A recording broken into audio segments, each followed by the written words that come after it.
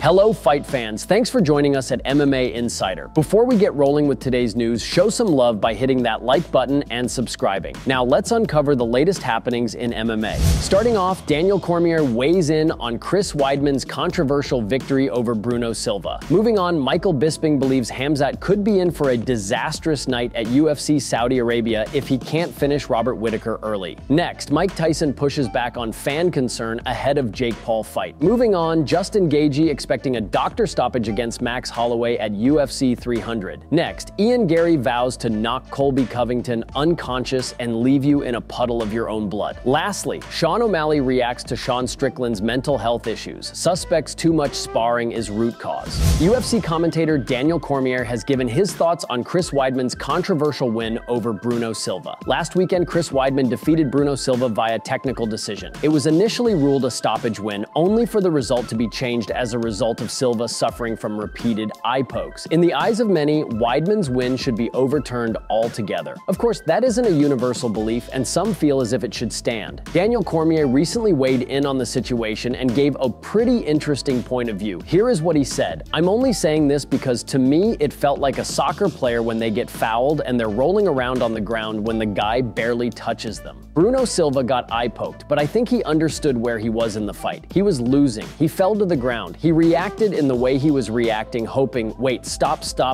poke to the eye, no contest. Instead, Weidman went and finished him."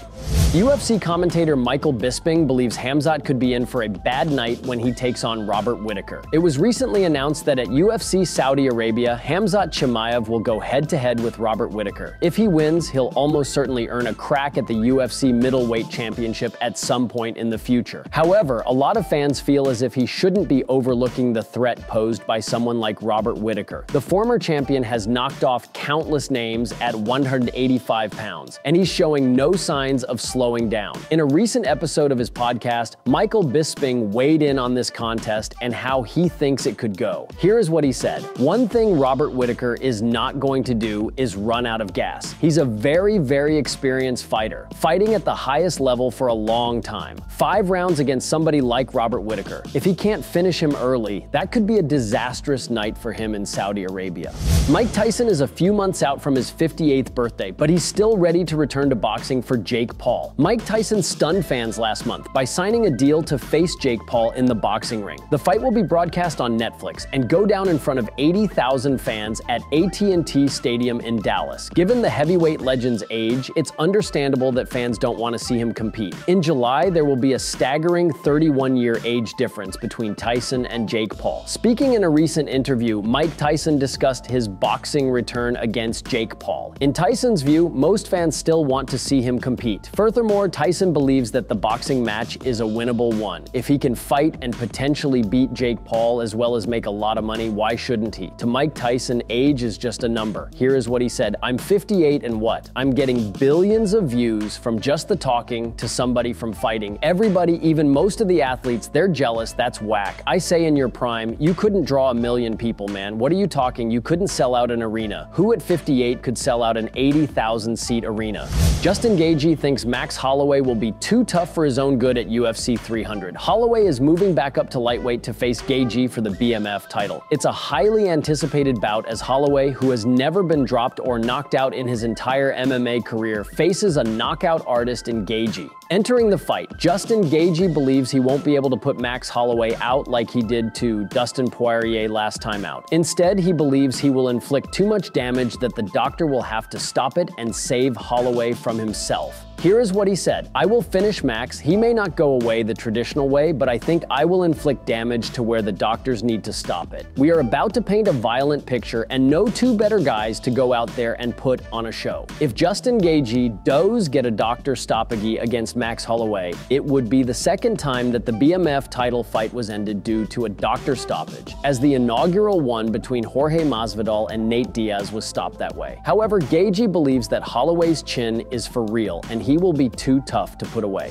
Ian Garry is enjoying life in São Paulo after scoring his 7th straight octagon victory, a unanimous decision over Jeff Neal at UFC 298. Garry hopes to land a date with Covington at UFC 303, which is set for June 29th in Las Vegas. Here is what he said. Look, if Colby wants to fight in his back garden tomorrow, I will fly to Miami and fight him in his back garden. I don't care when it is. I just want him as the opponent. I want him to be a man and step into the octagon and face his fears. He will give me Colby Covington whenever, wherever I want him, and he will say, Ian, have fun. Covington most recently came up short against welterweight champion Leon Edwards at UFC 296 in December 2023 in his 3rd unsuccessful shot at the undisputed title. It was Covington's first bout since defeating Jorge Masvidal via decision in March 2022. But asking Covington to face him in Brazil would likely lead only to frustration. I think he'll stay away. I think he'd end up dead. That's the truth. I think he'd end up dead. I think there's no way that happens because Colby is too much of a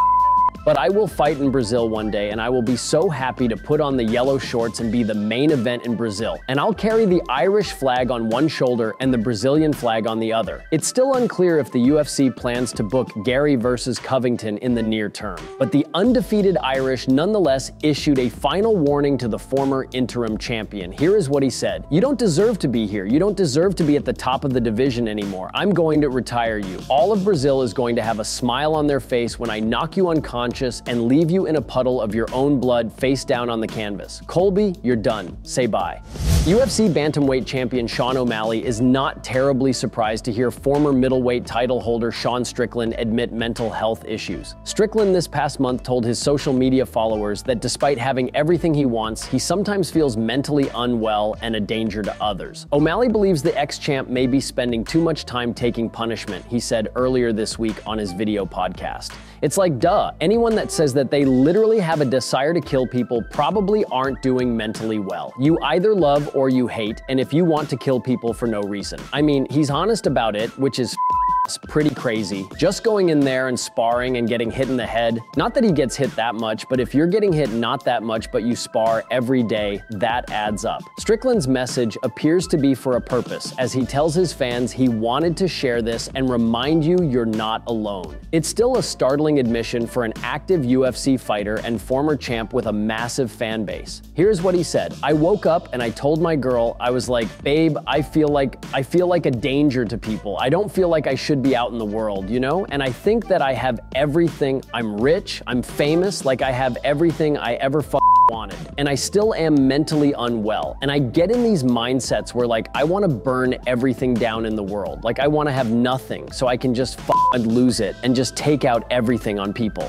Thank you so much for tuning into today's video. Your dedication and support fuel our passion to bring you the latest and greatest in the MMA world. If you enjoyed today's news, please give us a thumbs up and share it with fellow MMA fans. Remember to subscribe to stay in the loop with daily MMA updates. We've got a lot of exciting news, interviews, and analysis coming your way every single day. Your engagement helps us grow and serve the MMA community even better. Once again, thank you for being an integral part of our daily MMA journey.